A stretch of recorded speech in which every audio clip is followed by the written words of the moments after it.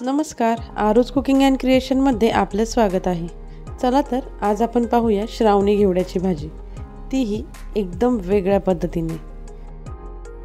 इथे मी श्रावणी घेवडा घेतला आहे। हा श्रावणी घेवडा मी स्वच्छ धुवून घेतला आहे। आता याला आपण कट करून घेऊया।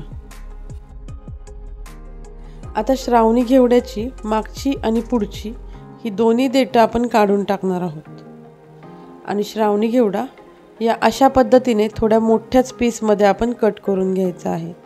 जेव्हा आपण सुक्की भाजी बनवतो तेव्हा बारीक पीसमध्ये ही भाजी छान वाटते, पण आज आपण ही थोडीशी सरबरीत अशी रस्सा भाजी बनवणार आहोत, तर याला असं थोडंसं मोठंच कापून घ्यायचं आहे। आता एका मिक्सरच्या भांड्यामध्ये इथे आपण एक टोमॅटो घेतलेला आहे, मोठे कट करून घेतलेत हे टोमॅटो।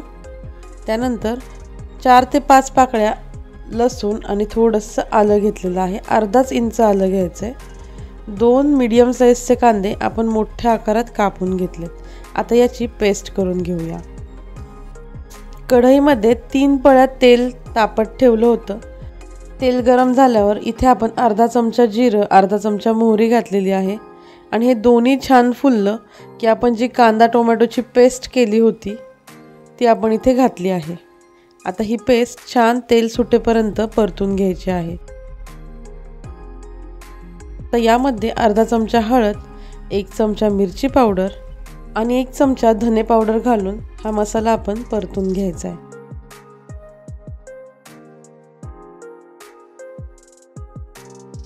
आता मसाला छान परतून झालाय, पाहू शकता छान तेल सुटलंय त्याला। आता 2 चमचे आपण यामध्ये शेंगदाण्याचा कूट घातला आहे। हे भाजलेल्या शेंगदाण्यांचा कूट आहे। हा शेंगदाण्याचा कूटही छान परतून घेऊया आणि आता यामध्ये आपण ज्या श्रावणी घेवड्याच्या कट केलेल्या शेंगा घेतल्या होत्या त्या घालूया आणि त्या पण छान तेलावरती आणि मसाल्यामध्ये परतून घेऊया। 1 मिनिटभर परतून झालं की यामध्ये अर्धा ग्लास पाणी घातलेलं आहे। चवीनुसार मीठ घालूया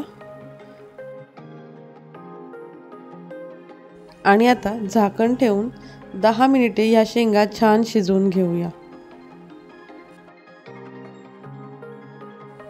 हे पहा काय मस्त कलर आलेला आहे या भाजीला आणि आपल्या शेंगा देखील छान शिजलेल्या आहेत। मस्त अशी वेगळ्या प्रकारची श्रावणी घेवड्याची भाजी तयार आहे।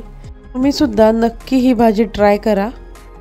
अगदी सोप्या प्रकारे ही भाजी आपण बनवली आहे आणि जेवढी सोपी आहे ना तेवढीच चवीला देखील ही भाजी छान आहे। चला तर मग पुन्हा भेटूया एका नवीन रेसिपी सोबत। तोपर्यंत चॅनलला लाईक, शेअर आणि सबस्क्राईब करायला विसरू नका। धन्यवाद।